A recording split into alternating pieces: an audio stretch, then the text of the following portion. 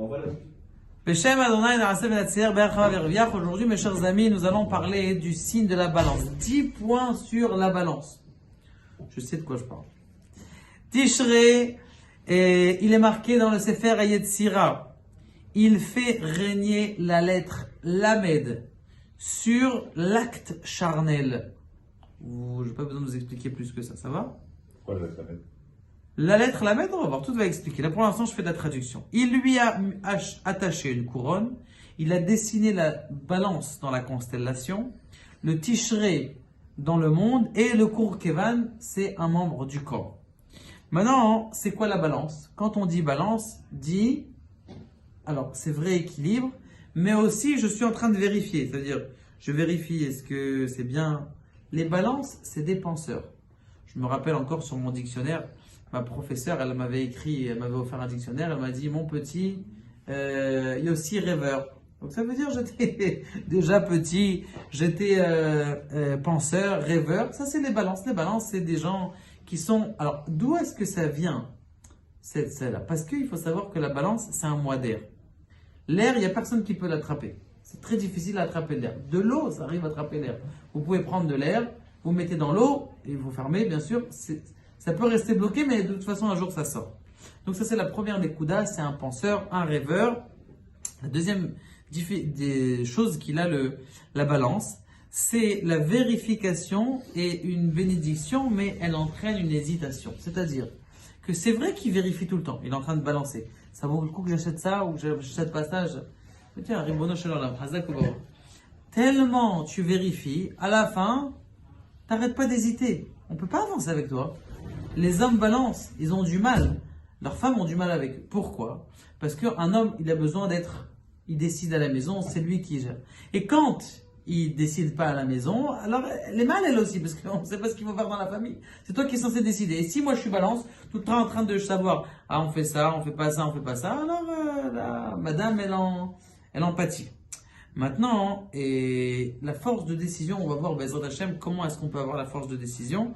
Et le problème, c'est que lui, il l'a pas. Ça veut dire qu'il va rester toujours en balance, toujours en suspens. La troisième des Koudas, c'est qu'il regarde toujours le contraire. On appelle ça en Gemara, Hifra Mistabechnik.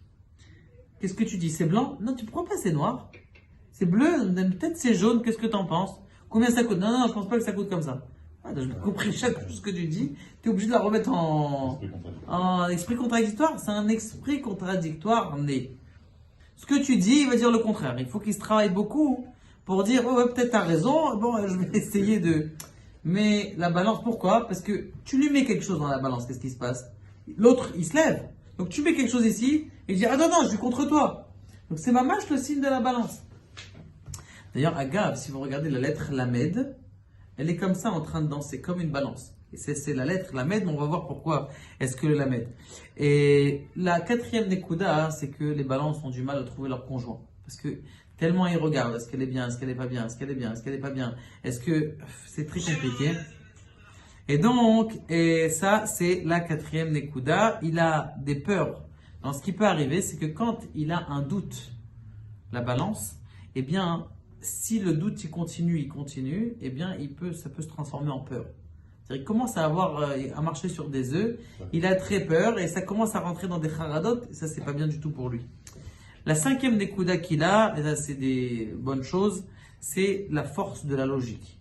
Il a une logique qui est à part entière, puisque, encore une fois, il est en balance, il vérifie chaque chose, et donc maintenant cette force-là, elle est prudente. C'est-à-dire que c'est pas qu'il a la logique, il va dire c'est comme ça. C'est une logique qui est prudente. Il va aller doucement. La force d'expression aussi, c'est des beaux parleurs, parce qu'ils ont de l'air. Et le lamed, ça vient du limoud.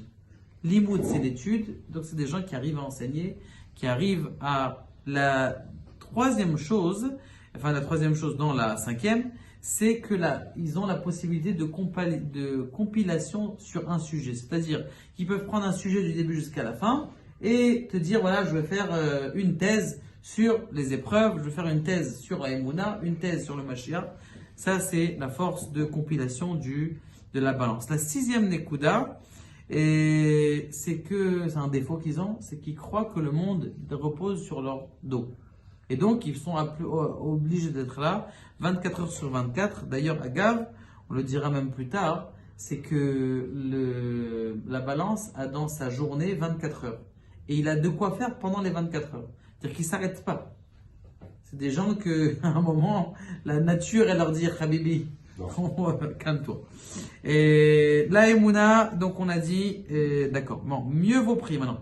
Comment faire pour arrêter cette pensée tout le temps? La réponse, elle est, au lieu de penser, prie.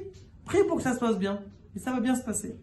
Septième Nekuda, septième point, la connexion avec son épouse est primaire devant les enfants. C'est-à-dire que lui et sa femme, c'est un cocon extraordinaire de bonheur. Les enfants, s'il vous plaît, allez dans votre chambre.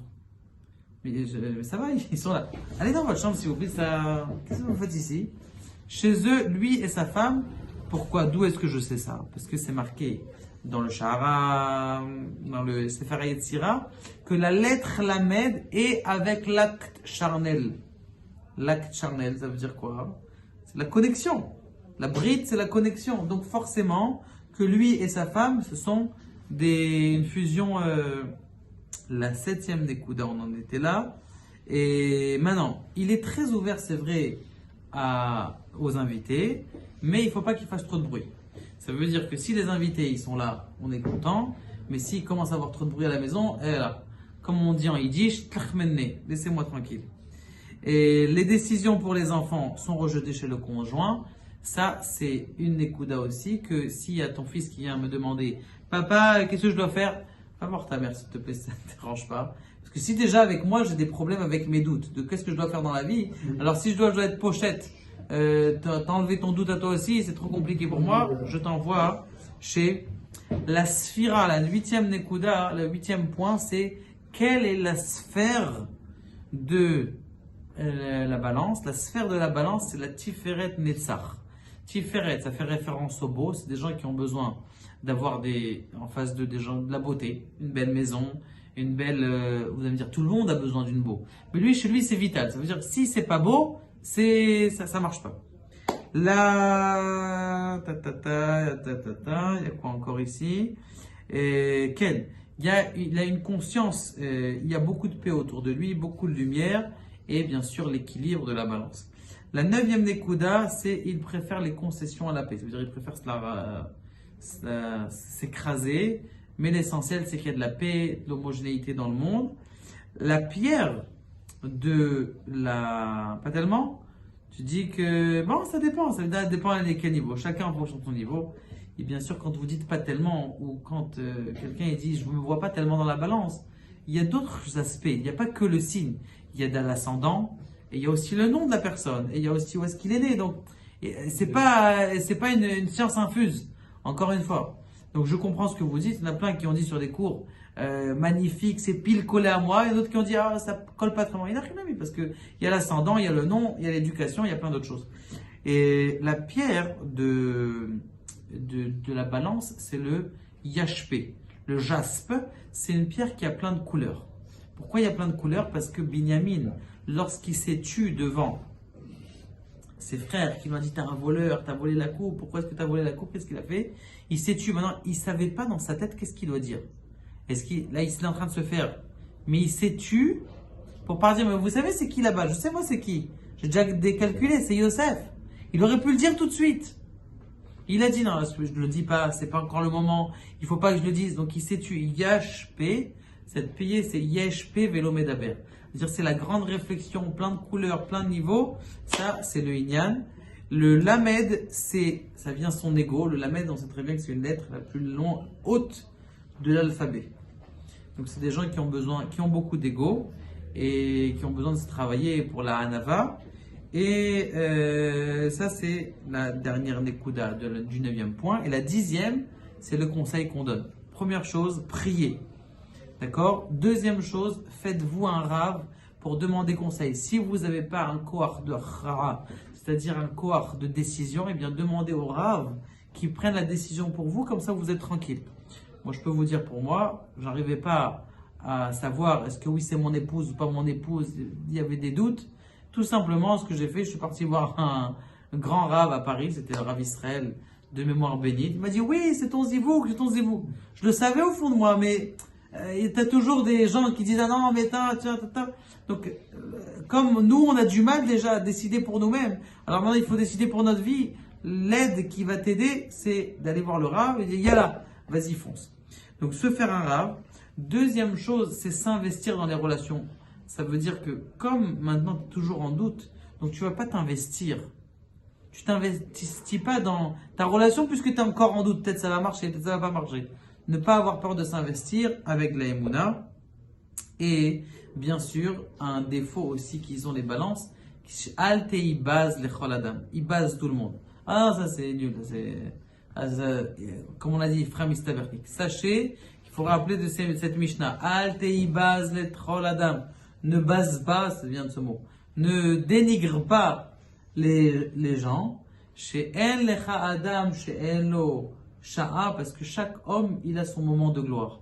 Donc peut-être que la personne qui est en face de toi, elle vient te donner un signe. Et peut-être ce qu'il est en train de te dire, ça vaut quelque chose. Donc accepte ce qu'il est en train de dire. Et Bezrat Hashem, avec la Emouna et la prière, tout ira bien. Baruch Adonai, la Olam Amen.